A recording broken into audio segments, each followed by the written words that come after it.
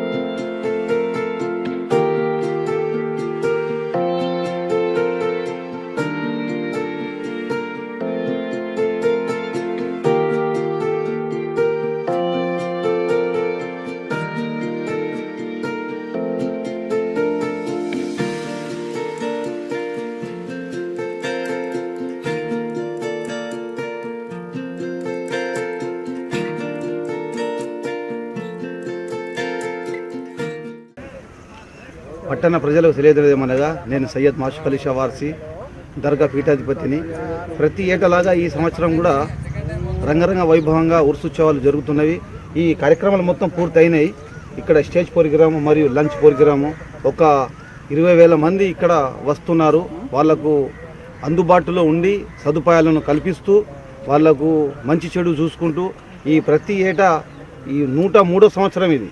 ప్రతి ఏటా ఇలాగనే జరుగుతుంది. కానీ ఇంకోటి ఎంత విశేషమో, పంచభూతాల సాక్షిగా శివుని దయ వల్ల, బాబా తాజుద్దీన్ కటాక్షం వల్ల రంగరంగ వైభవంగా ఈ ఉర్సుత్సవాలు మెల్లమెల్లగా ఆకాశానికి ఎదుగుతున్నాయి.